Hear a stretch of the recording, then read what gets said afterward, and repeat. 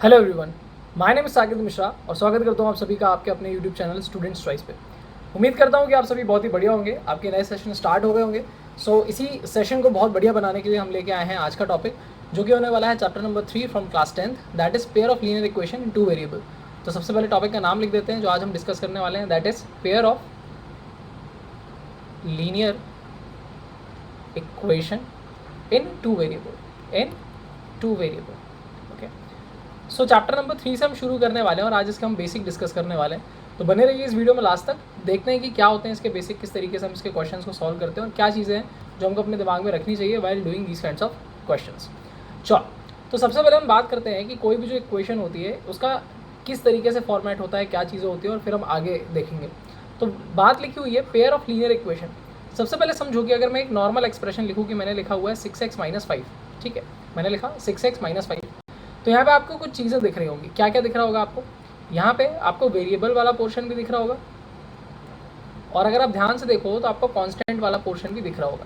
यहाँ पे जो x दिख रहा है आपका वो है वेरिएबल, और जो आपका 6 और 5 दिख रहा है उसको -5 ले लेते हैं अगर साइन के साथ हम लेते हैं, सो दैट इज कांस्टेंट वाला पार्ट। इन सबसे मिलके जो एक एक्सप्रेशन बनता है मैथ्स में, उसको आप क्या कहते हो? पॉलिनोमियल कहते हो, ठीक है। और इसी पॉलिनोमियल को अगर मैं किसी चीज़ से इक्वेट कर देता हूँ, यानी कि इक्वल टू लगा के अगर मैंने कोई चीज़ लिख दी, मान लेते कि ये 6x - 5 लिखा हुआ था, मैंने यहाँ पे लिख दिया इक्वल टू 0। अब ज़रूरी नहीं कि आप 0 लिखो, आप यहाँ पे कुछ भी लिख सकते हो। आप यहाँ पे नेगेटिव चीज़ लिख दो, आप यहाँ पे पॉजिटिव चीज़ लिख दो, रूट वाला लिख दो, फ्रैक्शन वाले लिख दो, यानी कि जितने भी रियल नंबर होते हैं आप यहाँ पे कुछ भी लिख सकते हो, वो आपका इक्वेशन माना जाएगा। तो पॉलिनोमियल को जब मैं किसी चीज़ से इक्वेट कर देता हूँ तो वो मेरी इक्वेशन बन जाती है। लीनियर इक्वेशन क्यों कह रहे हैं? क्योंकि हमने पढ़ा हुआ है क्लास 9th में, और आपको पता होना चाहिए कि एक ऐसा एक्सप्रेशन जिसमें जो भी आपका वेरिएबल वाला पार्ट होता है उसकी हाईएस्ट पावर, ठीक है, जो भी आपका वेरिएबल वाला पोर्शन होता है उसकी हाईएस्ट पावर जब 1 होती है तो उसको हम कहते हैं लीनियर इक्वेशन। और टू वेरिएबल का मतलब क्या हुआ कि यहाँ पे दो वेरिएबल आपको देखने का मौका मिल रहा होगा, एक है x और एक है y। अभी नहीं, बट अगर मैं एक एक्सप्रेशन ऐसा लिख दूँ 7x + 5y माइनस सपोज 3 = 0, तो अब देखो यहाँ पे पेयर ऑफ लीनियर इक्वेशन, आपको दो इक्वेशन यहाँ पे देखने को मिलेगी। तो मैं चलो दूसरी इक्वेशन भी मन से लिख देता हूँ, मैंने लिख दिया यहाँ पे 101 = 0। तो यहाँ पे दो इक्वेशन है, यानी कि पेयर हो गया। लीनियर है मतलब दोनों में वेरिएबल की हाईएस्ट पावर 1 है, और दो वेरिएबल मतलब दो वेरिएबल के बारे में हम चर्चा कर रहे हैं। तो ये पूरे का पूरा आपको इस चैप्टर में एक बेसिक सिनेरियो और इन्हीं इक्वेशंस के इर्द गिर्द ये पूरा का पूरा चैप्टर घूमने वाला है, ठीक है। तो चलो बढ़ते हैं आगे और देखते हैं कि क्या चीज़ें जो अब हम डिस्कस करने वाले हैं। सबसे पहले आपको समझना है कि कोई भी हमारे पास जो एक लाइन होती है, ठीक है, अगर मैं एक चीज़ लिखूँ, एक लाइन लिखूँ छोटी सी कि standard form of any line. अब ये चीज़ जो मैं लिखने वाला हूँ इसको आपको बहुत ध्यान से समझना है। कोई भी हमारे पास जो लाइन होती है उसका स्टैंडर्ड फॉर्मेट क्या होता है? ax + by + c = 0। अब इसका मतलब क्या हुआ? तो इसका मतलब ये हुआ कि कोई भी जो लाइन लिखी होगी, सपोज अगर मैंने ऐसी एक चीज़ लिख दी कि 6x + 5y - 1 = 0, और ये इसको मैंने इक्वेशन नंबर 1 नाम दे दिया। तो मैथमेटिकली अगर मैं पूछूं कि ये किस चीज़ का एक्सप्रेशन है या फिर किस चीज़ की इक्वेशन है, तो आप बोलोगे लाइन का इक्वेशन है। यानी कि जहाँ पे भी आपको एक ऐसा इक्वेशन दिखे जहाँ पे वेरिएबल का हाईएस्ट पावर 1 होता है, तो वो यूजुअली लाइन की इक्वेशन होती है, वो लाइन की ही इक्वेशन होगी। अब मैंने मान लिया कि मेरे पास दो लाइन की इक्वेशन, ठीक है। एक है जो हमारे पास, मैंने मान लिया, लेट अस अज्यूम, ठीक है, लेट अस अज्यूम फर्स्ट जो मेरे पास है लाइन की equation, that is a1x + b1y + c1 = 0, और जो दूसरी इक्वेशन है वो है a2x + b2y + c2 = 0। तो मान लेते हैं कि ये दो इक्वेशन मेरे पास आ गई। अब इन दोनों इक्वेशन को मैं करूँगा क्या काम है इन इक्वेशन को, तो समझते हैं बारी बारी से कि क्या काम है। मान लेते हैं कि ये इक्वेशन 1 है और ये इक्वेशन 2 है। उससे पहले समझ लेते हैं कि मैंने आपको स्टैंडर्ड फॉर्म तो बता दिया कि स्टैंडर्ड फॉर्म क्या होता है किसी भी लाइन का, ax + by + c = 0। अगर मैंने एक इक्वेशन लिखी हुई है 6x + 5y - 1 = 0, और मैं आपसे पूछूं कि इस इक्वेशन में a, b और c की वैल्यू क्या होगी, तो आपको क्या करना है? इसको स्टैंडर्ड फॉर्म से कंपेयर कराना है। यानी कि अगर आप इसको कंपेयर कराओगे तो ध्यान से देखो, जो भी चीज़ x के साथ है वो क्या हो जाएगी? a हो जाएगी। जो भी चीज़ y के साथ है वो क्या हो जाएगी? b हो जाएगी। और जो भी चीज़ अकेले है, यानी कि जिसमें ना तो x है और ना y है, वो क्या हो जाएगा? हमारा कांस्टेंट वाला पोर्शन हो जाएगा c, और साइन के साथ हमको लेना है, ठीक है।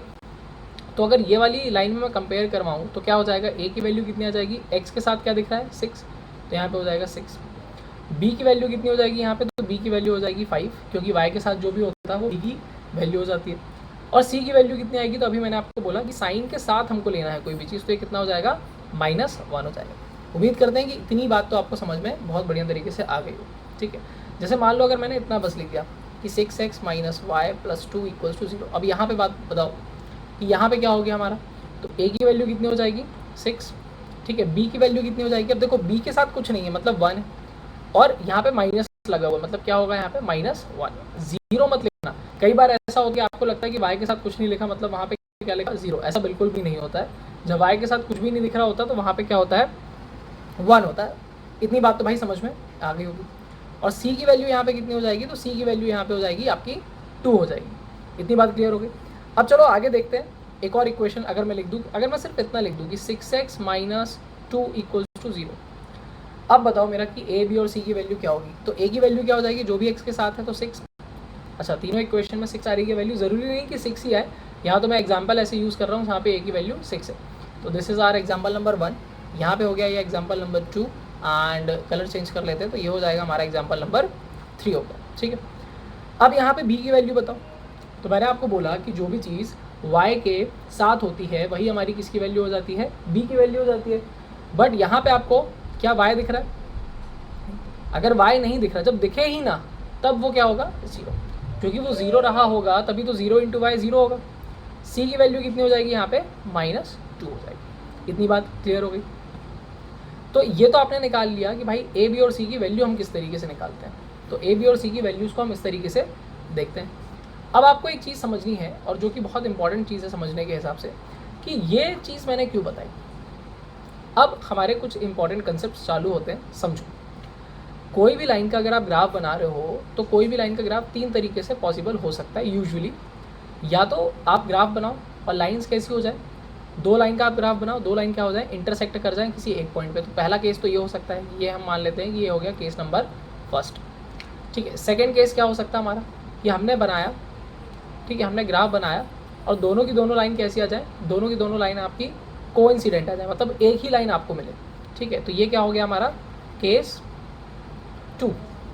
और थर्ड केस हमारा क्या हो जाएगा, यहाँ पे मान लेते हैं कि केस थर्ड के लिए भी हम एक लाइन लिख देते हैं। तो यहाँ पे चलो ये वाला कलर चूज़ कर लेते हैं, ब्लू ले लेते हैं। चलो, तो मैंने लिखा केस थर्ड हमारा हो सकता है कि आप ग्राफ बनाओ और जैसे ही बेटा आपने ग्राफ बनाया आपको कैसी लाइन मिल जाए, पैरेलल लाइन मिल जाए। ठीक है, तो कब हमें पैरेलल मिलेगी, कब हमें इंटरसेक्टिंग लाइन मिलेगी और कब हमें कोइंसिडेंट लाइन मिलेगी, इस बात को कौन डिसाइड करता है। तो हम मन से नहीं लिख देते, इसके लिए होते हैं कुछ सर्टेन रूल्स। ठीक है, कुछ सर्टेन चीज़ें आपको देखनी होती है और फिर उन्हीं के अकॉर्डिंग आपको चीज़ों को लेके चलना होता है। ठीक है, जैसे यहाँ पे मैं लिख देता हूँ, एक लाइन बना लेते हैं पहले प्रॉपर। ठीक है, अब देखो सबसे फर्स्ट सिनेरियो होता है कि इसके लिए आपको क्या करना होता है। तो सबसे पहले आप कुछ चीज़ें चूज़ करोगे, that is going to be first, आप चेक करोगे कि जो भी 2 इक्वेशन आपको दी हुई हैं क्या उसमें a1/a2 not equals to b1/b2 है। यानी आप a1/a2 की वैल्यू निकालोगे, कैसे निकालोगे मैंने अभी बता दिया आपको। पहली इक्वेशन से a1 b1 c1 की वैल्यू मिलेगी और दूसरी इक्वेशन से a2 b2 c2 की वैल्यू मिलेगी। मैं यहाँ पे अभी लिख भी दूंगा। ठीक है, तो हमारी 2 इक्वेशन कौन कौन सी हो जाएंगी। ठीक है, 2 इक्वेशन कौन कौन सी हो जाएंगी हमारी, एक मिनट इसको अच्छे से थोड़ा सा बना लेते हैं। ठीक है भाई, तो देखो 2 इक्वेशन हमारी कौन कौन सी हो जाएंगी अब समझना। तो पहली इक्वेशन हो गई हमारी a1x + b1y + c1 = 0 और दूसरी इक्वेशन हो जाएगी हमारी a2x + b2y + c2 = 0। उम्मीद करते हैं कि आपको दिख रहा होगा, यहाँ पे मेरी फोटो ना आ रही हो, कैमरा ना आ रहा हो। ठीक है, अब सुनो, अगर ये कंडीशन बनती है कि a1/a2 आपने निकाला, b1/b2 की वैल्यू निकाली, अगर वो दोनों वैल्यू आपस में बराबर नहीं है, नॉट इक्वल्स टू है, तब क्या होगा। इस कंडीशन में हमारी लाइंस का होता है एक यूनिक सॉल्यूशन। ठीक है, और जब आप ग्राफ बनाओगे उसका तो आपको ग्राफ में कैसी लाइन देखने को मिलेगी, आपको ग्राफ में इंटरसेक्टिंग लाइंस देखने का मौका मिलेगा। ठीक है, यानी कि लाइंस कुछ इस तरीके से एक दूसरे को किसी ना किसी एक पॉइंट पे इंटरसेक्ट कर रही होंगी। ठीक है, अब आपके दिमाग में आ गया कि चलो मान लो हमने चेक किया a1/a2 बराबर आ गया b1/b2 के, तब हम क्या करेंगे, फिर आप चेक करोगे आगे, फिर आप इसको फर्दर चेक करोगे। किस तरीके से चेक करोगे कि क्या ये C1/C2 के बराबर है। अगर मान लो ये C1/C2 के भी बराबर आ जाता है तब क्या आएगा आपका, इस कंडीशन में आपका आएगा मैनी सॉल्यूशन। इस कंडीशन में आपका क्या आएगा, मैनी सॉल्यूशन। आपको ग्राफ पे लाइन कैसी देखने को मिलेगी, आपको ग्राफ पे कोइंसिडेंट लाइन देखने को मिलेगी, ठीक है, कोइंसिडेंट लाइन देखने को मिलेगी, यानी कि एक सिंगल लाइन देखने को मिलेगी, ठीक है। और अगर मैं बोलूँ कि मान लो कि आपने चेक किया, अब किसी बच्चे के मन में आ जाए कि सर मान लो A1/A2 हमने चेक किया, ये बराबर आ गया B1/B2 के, ठीक है, हाँ A1/A2 चेक किया, ये बराबर आ गया B1/B2 के, लेकिन क्या हो अगर ये बराबर ना आए C1/C2 के, तब क्या होगा, उस कंडीशन में आप क्या करोगे, उस कंडीशन में यहाँ पे होगा आपका नो सॉल्यूशन, यानी कि उसका कोई भी सॉल्यूशन नहीं होगा। और इस केस में ही आपको कैसी लाइन देखने को मिलती है, पैरेलल लाइन देखने को मिलती है, यानी कि इस तरीके से आपको पैरेलल लाइन देखने का मौका मिलेगा। तो ये 3 कंडीशंस आपको फॉलो करनी है, 3 कंडीशंस आपको पकड़ के चलनी होती है। एक एग्जांपल देखते हैं कि मान लेते हैं कि मेरे पास एक इक्वेशन लिखी हुई है कि मान लेते हैं कि 2x + 5y -3 = 0।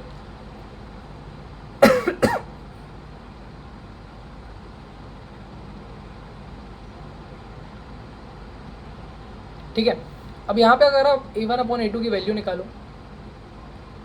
तो वो हो जाएगा 2/6 यानी कि 1/3, ठीक है। B1/B2 कितना आ जाएगा 5/6 और C1/C2 कितना आ जाएगा -3/-4, माइनस से माइनस अगर कैंसिल हो गया तो ये हो जाएगा 3/4। अब आप सोचो कि यहाँ पे आपको क्या वैल्यूज़ मिलेगी, जो A1/A2 है क्या वो बराबर है B1/B2 के, तो हम बोलेंगे नहीं, ये है 1/3 है 5/6, यानी कि ये बराबर नहीं है, यानी कि इसका क्या होगा यूनिक सॉल्यूशन। या फिर अगर वो पूछ ले कि इंटरसेक्टिंग होगी, पैरेलल होगी या कोइंसिडेंट होगी, तो आप बोलोगे इंटरसेक्टिंग। तो आई होप कि ये चीज़ आपको समझ में आई होगी। अगर समझ में आई है तो प्लीज़ लाइक बटन को क्लिक करें, कमेंट करके बताएं कैसा लगा ये लेक्चर, और बने रहिए हमारे साथ। इस चैनल को सब्सक्राइब कीजिए ताकि आपको नए वीडियोज़ के भी नोटिफिकेशन चले। Thank you so much for watching this video.